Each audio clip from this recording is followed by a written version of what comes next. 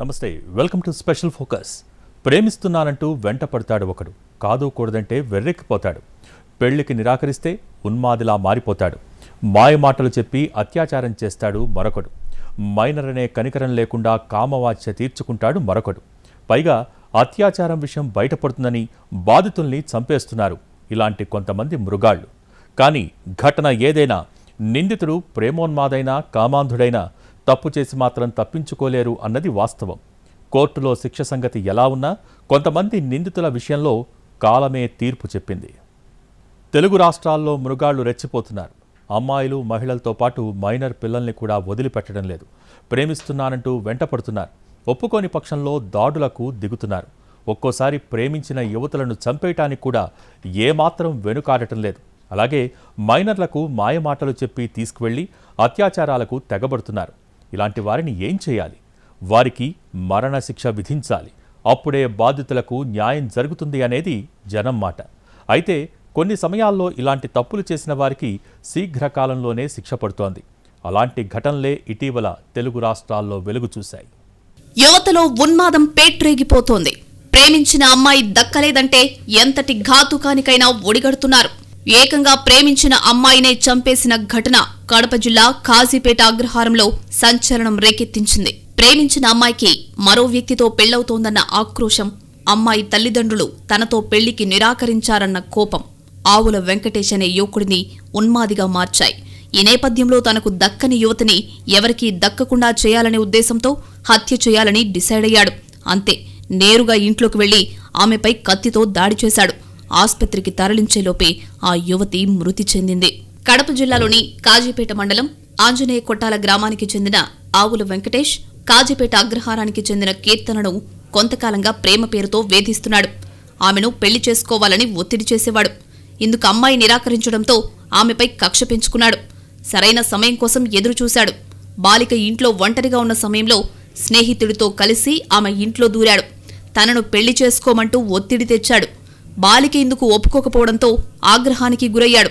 వెంట తెచ్చుకున్న కత్తితో ఆమెపై దాడికి దిగాడు. బాలిక గొంతు కోసి అక్కడ్నుంచి పరారయ్యాడు. విషయం తెలుసుకున్న బాలిక తండ్రి శ్రీనివాసులు హుటాహుటిన ఇంటికి వెళ్లాడు. తీవ్ర రక్తస్రావంతో కుప్పకూలిన ఆమెను చేతులతో మోసుకుని వాహనంలోకి చేర్చాడు. కూతురిని కడప రిమ్స్కు తరలించే ప్రయత్నం చేశాడు. కొన ఊపిరితో ఉన్న బాలిక వెంకటేష్తో పాటు ప్రవీణ్ అనే వ్యక్తి పేరును తండ్రికి చెప్పింది. మార్గమధ్యంలో చెన్నూరు వద్ద కీర్తన ప్రాణాలు కోల్పోయింది. గొంతు కోసినారు. డాడీ డాడీ అని వెళ్తే ఏమ్మా ఇటు చేసినారు అంటే కొట్టాల వెంకటేశ్వర పని అనేవాడు వచ్చి చేసినారు డాడీ అంటుంది. పాప ఆ మాట ఎత్తుంది రాలేకపోతే నా టైంలో మేము ఎత్తుకోవాల్సి బతికించుకుంటామని ఎత్తుకోవాలి. వెంకటేశ్వర పని తమ్ముడు అని చెప్పింది. నా ఎంతమంది వచ్చారు మనకు తెలియదు. ఆడ ఏరా వారు వచ్చి ఫుటేజ్ చూస్తామంటే వాళ్ళు లేరంటున్నారు. పోలీసులు కూడా వచ్చినారు. నేను వేలకే మా పిల్లలు బయట తీసుకొచ్చినారు. బయట తీసుకొచ్చి అంబులెన్స్లో ముందు ఆటోలో తీసుకొచ్చినాం సార్. ఆటోలో తీసుకొచ్చినాక బైపాస్కి వచ్చినాక అంబులెన్స్ ఎక్కించుకున్నాను. అంతవరకు మాట్లాడేప్పుడు చెప్పింది వెంకటేష్ ప్రవీణ్ అని చెప్పింది. అంతే సార్. నీళ్ళు అడిగితే నీళ్ళు ఇలే, ఒకరు బతికించుకుందామని నీళ్ళు అడిగింది. నీళ్ళు అడిగిన పానం. స్థానికంగా సంచలనం రేకెత్తించిన ఈ కేసులో ప్రేమోన్మాది వెంకటేష్ ను పోలీసులు అదుపులోకి తీసుకున్నారు. కానీ అక్కడే ఉన్న కీర్తన తల్లిదండ్రులు, బంధువులు అతన్ని తమకు అప్పగించాలని డిమాండ్ చేశారు. కానీ పోలీసులు అతనికి రక్షణ కల్పించి అదుపులోకి తీసుకున్నారు. ఈ క్రమంలో ఉద్రిక్త పరిస్థితులు నెలకొన్నాయి. మా చెల్లెలను చంపిండని పోలీస్ స్టేషన్ పోతే పోలీసు వాళ్ళేమో వితిన్ 5 minutes లో అతను అక్కడ లేకుండా బయటకు తొడగపోయింది. పోలీసులు మాక్సిమం వాళ్ళని తప్పించడానికి ట్రై చేస్తున్నారు. ఇప్పుడు ఒకవేళ మాకు న్యాయం చేయాలంటే పోలీసు వ్యవస్థ అయినా కానీ ఎవరైనా కానీ అతన్ని తేవాలా, మా ముందునే ఉరిశిక్ష తీయాలా, లేదా ఎన్కౌంటర్ చేయాలా. అదే సార్ మాకు జరిగే న్యాయం. మరోవైపు పోలీసులు నిందితుడిని మైదుకూరు నుంచి తీసుకువెళ్తూ ఉండగా బాసాపురం చెక్పోస్టు దగ్గర పారిపోయేందుకు ప్రయత్నించాడు. పోలీసులు అతడిని అడ్డుకోవడంతో వారిపై దాడి చేశాడు. ఈ నేపథ్యంలోనే పోలీసులు నిందితుడిపై కాల్పులు జరిపారు. ఈ ఘటనలో 2 పోలీసులు గాయపడ్డారు. నిందితుడు వెంకటేష్ కాలికి గాయమైంది. పోలీసులు అతడిని కడప రిమ్స్కు తరలించారు. కాకినాడ జిల్లా తునిలో కూడా సరిగ్గా ఇలాంటి ఘటనే జరిగింది. మైనర్ అమ్మాయిని తీసుకువెళ్లి అత్యాచారం చేసిన వృద్ధుడు నారాయణరావు ఘటన జరిగిన మరుసటి రోజు శవమై తేలాడు. ఓ చెరువులో ఆయన మృతదేహం లభ్యమైంది. అప్పట్లో ఈ ఘటన సంచలనం రేకెత్తించింది. కాకినాడ జిల్లా తునిలో జగన్నాథగిరి గురుకుల బాలికల పాఠశాలలో 8వ తరగతి చదువుతున్న మైనర్ బాలికను ఆమె బంధువని చెప్పుకున్న తాటిక నారాయణరావు అనే వృద్ధుడు బయటికి తీసుకువెళ్లాడు. ఆస్పత్రికి తీసుకెళ్తానని చెప్పి బాలికను స్కూల్ నుంచి బయటికి తీసుకొచ్చాడు. అనంతరం స్కూటీపై తీసుకువెళ్లి తొడంగి మండలం పైడికొండ గ్రామ శివార్లలోని సపోటా తోటకు తీసుకువెళ్లాడు. అక్కడ అసభ్యంగా ప్రవర్తించి అత్యాచారానికి యత్నించాడు. నువ్వెవరు చెప్తున్నాను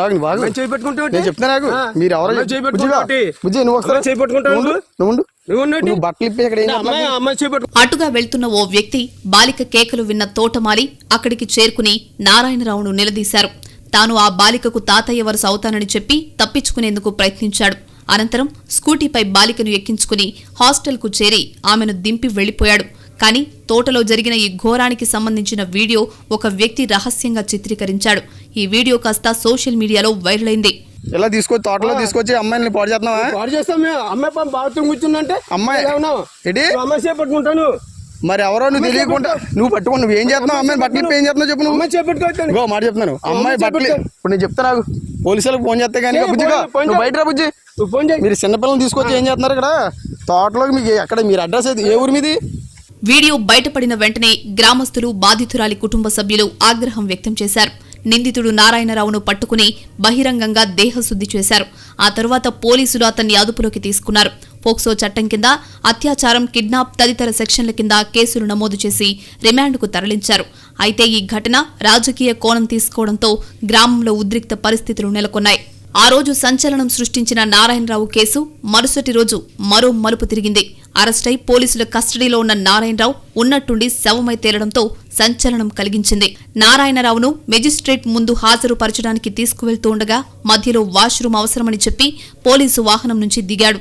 తునిలోని కోమటి చెరువు వద్దకు వెళ్లి నీటిలో దూకి ఆత్మహత్య చేసుకున్నాడు. పోలీసులు వెంటనే గజ ఈతగాళ్లతో గాలింపు ప్రారంభించారు. అనంతరం అతని మృతదేహాన్ని బయటకు తీశారు. నారాయణరావు మైనర్ బాలికపై అత్యాచారానికి ప్రయత్నించిన విషయం తెలిసి అప్పటికే ఆగ్రహంతో ఊగిపోయిన జనం అతనికి దేవుడు సరైన శిక్ష విధించాడని అభిప్రాయపడ్డారు. అంతేకాదు తప్పు చేసిన వారికి శిక్ష తప్పదు అనే చర్చ జరిగింది. సరిగ్గా మదనపల్లి బాలికపై అత్యాచారం కేసులోనూ తుని తరహా తీర్పే లభించింది. మిస్టరీగానే కామాంధుడి కథ ముగిసిపోయింది. చిన్నారి రేప్ అండ్ మర్డర్ కేసులో తక్షణ న్యాయం జరిగిందని అక్కడి జనం చర్చించుకున్నారు. మరోవైపు ప్రేమించిన ప్రియురాలు పెళ్లికి నిరాకరించిందన్న కారణంతో హెచ్ఐవి ఇంజెక్షన్ ఇచ్చాడు ప్రియుడు. మేడ్చల్ జిల్లాలో సంచలనం రేపిన ఈ కేసులోనూ తక్షణ న్యాయం జరగాలని కుటుంబ సభ్యులు, బంధువులు కోరుతున్నారు. అన్నమయ్య జిల్లా మదనపల్లిలో సంచలనం రేకెత్తించిన మైనర్ బాలిక రేప్ అండ్ మర్డర్ కేసు ఎన్నో మలుపులు తిరిగింది. 24 గంటల సమయంలోనే నిందితుడు శవమై కనిపించడం కలకలం రేపింది. 2026 ఫిబ్రవరి 16న సాయంత్రం 4 గంటల సమయంలో మైనర్ బాలిక అదృశ్యం కావడం, 17న ఉదయం హత్యకు గురై నిందితుడు ఇంట్లోనే ఉన్న నీటి డ్రమ్ములో శవమై తేలడం, నిందితుడు కులవర్ధన్ను తమకు అప్పగించాలంటూ 10 గంటలకు పైగా స్థానికులు ఆందోళన చేయడం లాంటి ఎన్నో ట్విస్టులు ఈ కేసులో నెలకొన్నాయి. ఈ కేసులో గంటల తరబడి హైడ్రామా కూడా నెలకొంది. ఇక మైనర్ బాలిక అంత్యక్రియలు పూర్తయ్యేలోపే ఉదయం పూట మరో ట్విస్ట్ తెరమీదికి వచ్చింది. ఫిబ్రవరి 16 సాయంత్రం 4 గంటలకు 7 ఏళ్ల బాలిక ఆడుకుంటూ అదృశ్యమయ్యింది. తల్లిదండ్రులు బాలిక కోసం చుట్టుపక్కలంతా వెతికారు. బంధువులను ఆరా తీశారు. ఎక్కడా కూడా బాలిక కనిపించలేదు. సాయంత్రం 7 గంటలకు మదనపల్లి పోలీసులకు ఫిర్యాదు చేశారు. పోలీసులు కేసు నమోదు చేసుకుని దర్యాప్తు చేయగా మరునాడు అంటే ఫిబ్రవరి 17న ఉదయం బాలిక మృతదేహం పక్కింట్లో ఉన్న నీటి డ్రమ్ములో కనిపించింది. అంతే, అందరూ షాక్ అయ్యారు. పక్కింట్లో ఉంటున్న కులవర్ధన్ అనే వ్యక్తి ఈ దారుణానికి పాల్పడ్డాడు అనే అనుమానాలు వ్యక్తమయ్యాయి. పోలీసులు పోక్సో చట్టం కింద కేసు నమోదు చేసి బాలిక మృతదేహాన్ని మార్చరీకి తరలించారు. అత్యాచారం చేసి హత్య చేసినట్లుగా పోస్టుమార్టం రిపోర్టులో తేలింది. ఈ కేసులో పోలీసులు సీసీటీవీ ఫుటేజ్ పరిశీలించగా కులవర్ధన్ ఆ బాలికను తీసుకెళ్లడం కనిపించింది. అతను మంచివాడు కాదు. ఇదివరకు కూడా మహిళలు, బాలికలపై అసభ్యంగా ప్రవర్తించినట్లు కులవర్ధన్పై కేసులు ఉన్నాయి. అతని అత్యాచారం చేసి బాలికను చంపేశాడని నిర్ధారణకు వచ్చారు పోలీసులు పరారీలో ఉన్న కులవర్ధన్ కోసం గాలిస్తుండగానే మరుసటి రోజు ఉదయం కలసానివారిపల్లి చెరువులో గుర్తు తెలియని యువకుడి మృతదేహం లభ్యమయ్యింది. చనిపోయిన వ్యక్తిని కులవర్ధన్ గా ధృవీకరించారు పోలీసులు. రేప్ అండ్ మర్డర్ కేసుకు భయపడి కులవర్ధన్ ఆత్మహత్య చేసుకున్నాడని అన్నమయ్య జిల్లా పోలీసులు ధృవీకరించారు. మొత్తానికి అత్యాచారం, హత్య తర్వాత 24 గంటల్లోనే కామాంధుడి కథ అలా ముగిసిపోయింది. మరోవైపు సరిగ్గా నెల రోజుల క్రితం హైదరాబాద్ శివార్లో ఓ దారుణమైన ఘటన సంచలనం రేకెత్తించింది. ప్రియుడు చేసిన ఘాతుకానికి ప్రియురాలు మానసికంగా కుంగిపోయింది. పెళ్లికి నిరాకరించిందన్న కోపంతో ప్రియురాలికి హెచ్ఐవి రక్తం ఉన్న ఇంజెక్షన్ ఇచ్చాడు కిరాతక ప్రియుడు. తీవ్ర మనస్తాపానికి భయాందోళనకు గురై ప్రియురాలు ఆత్మహత్య చేసుకుంది. ప్రియుడికి హెచ్ఐవి ఉందన్న కారణంతోనే పెళ్లికి నిరాకరించారు యువతి బంధువులు. కక్ష పెంచుకున్న యువకుడు తనకు కాదన్న యువతికి కూడా అదే గతి పట్టాలని కక్షతో హెచ్ఐవి ఇంజెక్షన్ ఇచ్చాడు. మేడ్చల్ జిల్లా పోచారంలో జరిగిన ఘటన సంచలనం రేపింది. మేడ్చల్ జిల్లా పోచారం ఐటీ కారిడార్ పరిధి రాజీవ్ గృహకల్ప కాలనీలో మార్చి 11న దారుణం జరిగింది. మనోహర్ అనే యువకుడు తన ప్రియురాలు రమణికి హెచ్ఐవి రక్తం ఉన్న ఇంజెక్షన్ గుచ్చాడు. ఇంట్లో ఎవరూ లేని సమయంలో ఒంటరిగా ఉన్న రమణితో మాట్లాడే ప్రయత్నం చేస్తూ ఒక్కసారిగా ఈ దారుణానికి ఒడిగట్టాడు. వెంటనే అక్కడి నుంచి పారిపోయాడు. విషయాన్ని తన పేరెంట్స్ కి చెప్పింది రమణి. బాధిత కుటుంబం పోలీసులను ఆశ్రయించడంతో కేసు నమోదు చేసుకుని మనోహర్ ను అరెస్టు చేశారు పోలీసులు. ఘటన జరిగిన సరిగ్గా నెల రోజుల తర్వాత రమణి ఆత్మహత్య చేసుకుంది. నెల రోజుల పాటు భయాందోళన మనస్తాపానికి గురైన రమణి ఇంట్లోనే ఉరివేసుకుని ఆత్మహత్య చేసుకుంది. తనకు ఏమవుతుందో అనే భయం ఓవైపు, నలుగురు అంటున్న సూటిపోటి మాటలు రమణిని కుంగదీశాయి. దీంతో బలవన్మరణానికి పాల్పడింది రమణి. మనోహర్, రమణి వరుసకు బావామరదళ్లవుతారు. మరోవైపు ఇద్దరి మధ్య ప్రేమాయణం నడుస్తోంది. ఇద్దరూ పెళ్లి చేసుకుందామని అనుకున్నారు. ఈ విషయాన్ని ఇరు కుటుంబాల పెద్దలకు కూడా చెప్పారు. వీళ్ల పెళ్లికి కూడా 2 కుటుంబాలు ఒప్పుకున్నాయి. ఇంతలో ప్రియుడు మనోహర్ తల్లి, తండ్రి ఇద్దరికీ హెచ్ఐవి ఉందన్న విషయం బయటపడటంతో రమణి పేరెంట్స్ మనోహర్ కి కూడా హెచ్ఐవి టెస్ట్ చేయించారు. మనోహర్ కి కూడా పాజిటివ్ గా రావడంతో రమణి తల్లిదండ్రులు పెళ్లి రద్దు చేశారు. దీంతో మనోహర్ ప్రియురాలితో పాటు ఆ కుటుంబంపై కక్ష పెంచుకున్నాడు. తనకు దక్కని రమణి ఎవరికి దక్కొద్దు అనే కోపంతో ఆమెకు హెచ్ఐవి ఇంజెక్షన్ గుచ్చాడు. మనోహర్ చేసిన ఘాతుకానికి రమణి కుంగి కృషించిపోయింది. అదే మనస్తాపంతో ఉరివేసుకుని బలవన్మరణానికి పాల్పడింది. తమ అమ్మాయిని ఇబ్బంది పెట్టి ఆత్మహత్య చేసుకునేలా చేసిన మనోహర్ ను విడిచిపెట్టవద్దని, కఠినంగా శిక్షించాలని రమణి తండ్రి డిమాండ్ చేశారు. అమ్మాయికి నేను ఫస్ట్ చెప్పినా ఎయిడ్స్ ఉందని వద్దని చెప్తే మా అమ్మాయిని సరే అనుకోని మళ్ళీ వచ్చి ఎవరిని చూసి ఇంట్లో వచ్చి అమ్మాయికి ఇంజక్షన్ ఇచ్చి అప్పుడే చంపుతా అంటే 2 రోజులు మాకు చెప్పకుండా సూసైడ్ చేద్దామని అప్పుడే అనుకుంది. అయితే మేము నచ్చ చెప్పి జాగ్రత్తగా ట్రీట్మెంట్ తీసుకొని పోలీస్ కేసు కట్టి అలానే ఉంది, కానీ వాళ్ళు మాత్రం బయటికి రానియదు. మా అమ్మాయి జీవితం నాశనం ఎట్లా చేసిందో, వాళ్ళ అమ్మని వాళ్ళ తమ్ముడిని మళ్ళీ మీడియాకి ఎట్లా ఇచ్చిందో వాళ్ళందరినీ లోపలేయాలి. ఇప్పుడు బయటికి రాకుండా ఇదైతే తప్పకుండా బయటికి రావద్దు వాడైతే. రమణి తనకు తప్ప ఎవరికీ దక్కవద్దన్న స్వార్థంతో మనోహర్ చేసిన పనికి ఇప్పుడు రమణి జీవితం బలైపోయింది. అయితే రమణి మృతికి కారణమైన మనోహర్ కు తప్పకుండా శిక్ష పడుతుందని నిపుణులు చెబుతున్నారు. ఖచ్చితంగా అతనికి మరణశిక్ష విధించాలని కుటుంబ సభ్యులు, బంధువులు డిమాండ్ చేస్తున్నారు. మైనర్ బాలికల నుంచి అమ్మాయిలు, మహిళలు, వృద్ధులు ఇలా ఎవరిపైనైనా కామాంధులు అత్యంత దారుణంగా వ్యవహరిస్తున్నారు.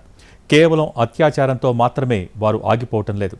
ఆ తర్వాత కొన్ని ఘటనల్లో వారిని అత్యంత దారుణంగా హతమారుస్తున్నారు. మరోవైపు ప్రేమోన్మాదులు సైతం యువతలను ఇబ్బంది పెడుతూ పెళ్లికి ఒప్పుకోని వారిని చంపేస్తున్నారు. ఇలాంటి ఘటనలు ఈ మధ్య చాలా జరుగుతున్నాయి. కఠిన శిక్షలు లేకపోవటమే ఇందుకు కారణమా? అసలు రేపిస్టులకు ఇండియాలో ఎలాంటి శిక్షలు అమల్లో ఉన్నాయి? అలాగే రేపిస్టులకు ఏ దేశాల్లో కఠిన శిక్షలు వేస్తున్నారు? నిర్భయ ఘటన తర్వాత ఇండియాలో అత్యాచార చట్టాన్ని మరింత కఠినతరం చేశారు. నిర్భయ చట్టం కింద ఏ వ్యక్తైనా అమ్మాయిలను వెంటాడినా, చూపులతో వేధించినా నేరంగానే పరిగణిస్తారు. అయితే అత్యాచారాలకు పాల్పడుతున్న దోషులకు కఠిన శిక్షలు లేకపోవటం వల్ల నేరాలు పెరుగుతూనే ఉన్నాయి. దేశంలో అత్యాచారాలు చేసిన ప్రతి ఒక్కరికి ఉరిశిక్ష విధించే అవకాశం మాత్రమే లేదు. కేవలం నిర్భయ కేసులో మాత్రమే నిందితులకు ఉరిశిక్ష పడింది. మరికొన్ని అత్యాచార కేసుల్లో నేర తీవ్రతను బట్టి ఉరిశిక్షలు విధించారు. మిగతా అత్యాచార ఘటనల్లో దోషులుగా తేలిన వారికి సాధారణ శిక్షలు విధించారు. దీనివల్ల బాధిత కుటుంబాలకు న్యాయం జరగటం లేదని వాదన కూడా వినిపిస్తోంది. మైనర్ బాలికైనా, అమ్మాయి అయినా, మహిళపైనైనా అత్యాచారం చేసినప్పుడు నేర తీవ్రతను బట్టి శిక్ష విధిస్తున్నారు. గరిష్టంగా మన దేశంలో 14 ఏళ్లు కఠిన కారాగార శిక్ష విధిస్తున్నారు. గతంలో కొన్ని కేసుల్లో మాత్రం అంతకంటే ఎక్కువ ఏళ్లు శిక్ష విధించిన దాఖలాలు కూడా ఉన్నాయి. ఇటీవలే ఓ పోక్సో కేసులో నిందితునికి కోర్టు 22 ఏళ్ల జైలు శిక్ష విధిస్తూ తీర్పునిచ్చింది. పాత మలక్పేట్లోని శంకర్ నగర్ దోబిగల్లీ కృష్ణ హాస్పిటల్ సమీపంలో ఓ కుటుంబం తన కుమార్తెలతో కలిసి అద్దె ఇంట్లో నివసిస్తుండగా పక్కింట్లో నివాసముండే సంగం మనోహర్ బాలికతో పరిచయం పెంచుకుని ప్రేమ పేరుతో లోబరుచుకున్నాడు. పెళ్లి చేసుకుంటానని పలుమార్లు లైంగిక దాడులకు పాల్పడి ఫోటోలు, వీడియోలు తీసి బెదిరించాడు.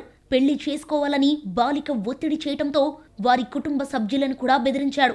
బాధితులు చాదర్గఢ్ పోలీసులకు ఫిర్యాదు చేయగా పోక్సో చట్టం కింద కేసు నమోదు చేసిన పోలీసులు నిందితుణ్ణి అరెస్టు చేసి రిమాండ్కు తరలించారు. కేసు పూర్తి ఆధారాలు సేకరించి కోర్టులో ఛార్జ్షీట్ దాఖలు చేశారు పోలీసులు. న్యాయమూర్తి నిందితుణ్ణి దోషిగా తేలుస్తూ 22 సంవత్సరాల జైలు శిక్ష, 5,000 రూపాయల జరిమానా విధిస్తూ తీర్పునిచ్చారు. మరోవైపు వరంగల్లోనూ ఓ బాలికకు మాయమాటలు చెప్పి ప్రేమ పెళ్లి పేరుతో దగ్గరే ఆమెపై లైంగిక దాడికి పాల్పడ్డ బండి నవీన్కు 20 ఏళ్ల కఠిన కారాగార శిక్ష విధించింది కోర్టు. నెల్లూరు జిల్లా చిల్లకూరు మండలం వల్లిపేడుకు చెందిన నవీన్ హనుమకొండ జిల్లా పరకాలకి వచ్చి పల్లీలు పుట్నాలు అమ్ముకుంటూ జీవిస్తున్నాడు. పరకాల ప్రభుత్వ పాఠశాలలో 9వ తరగతి చదువుతున్న 14 ఏళ్ల బాలికను పరిచయం చేసుకున్నాడు. ప్రేమ పేరుతో ఆమెకు దగ్గరే తరచూ ఫోన్ చేస్తూ మాట్లాడేవాడు. బాలిక కుటుంబ సభ్యులు అతన్ని మందలించటంతో ములుగు జిల్లా జంగాలపల్లికి మకాం మార్చాడు. 2020 డిసెంబర్ 2న బాలికకు ఫోన్ చేసి తన దగ్గరకు రమ్మనటంతో ఆమె ఇంటి నుంచి వెళ్లి జంగాలపల్లికి వెళ్ళింది. నవీన్ ఆమెను తీసుకుని తిరుపతి వెళ్లాడు. అక్కడ స్నేహితుని ఇంట్లో ఉండి ఆమెపై పలుమార్లు లైంగిక దాడికి పాల్పడ్డాడు. ఈ క్రమంలో తల్లిదండ్రులు గుర్తుకు వచ్చిన ఆ బాలిక వారికి ఫోన్ చేయడంతో వారు వెళ్లి ఆమెను తీసుకువచ్చారు. బాలిక అన్న ఫిర్యాదు మేరకు పరకాల పోలీసులు కేసు నమోదు చేశారు. దర్యాప్తు అనంతరం న్యాయస్థానంలో ఛార్జ్షీట్ దాఖలు చేశారు. విచారణలో నేరం రుజువు కావడంతో నవీన్కు 20 ఏళ్ల జైలు శిక్ష పడింది. అయితే మన దేశంలో విధిస్తున్న శిక్షలు ఏమాత్రం సరిపోవటం లేదని వాదన వినిపిస్తోంది. ఫలితంగా రేప్, హత్య లాంటి క్రూరాత్మక నేరాలు మళ్లీ మళ్లీ జరుగుతున్నాయని నిపుణులు చెబుతున్నారు. చైనాలో రేప్ చేస్తే మరణశిక్ష లేదా పురుషత్వాన్ని నాశనం చేస్తారు. అదే ఆఫ్ఘనిస్తాన్లో అయితే రేప్ చేసిన వారిని 4 రోజుల్లోనే ఉరివేసి హత్య చేస్తారు. ఉత్తర కొరియాలో రేపిస్ట్ను తుపాకీతో కాల్చి చంపేస్తారు. అమెరికా, ఫ్రాన్స్లో 15 నుంచి 30 ఏళ్ల వరకు కారాగార శిక్షలు విధిస్తారు. మన దేశంలోనూ అలాంటి కఠిన చట్టాలు అమలులోకి వస్తే రేప్ అండ్ మర్డర్ నేరాలు క్రమంగా దిగివస్తాయని నిపుణులు చెబుతున్నారు. అయితే ఇప్పటి వరకు కొన్ని కేసుల్లో నిందితులు ఘటన జరిగిన కొద్ది రోజులకే మృతి చెందడం మాత్రం దేవుడిచ్చిన తీర్పుగానే భావిస్తున్నారు.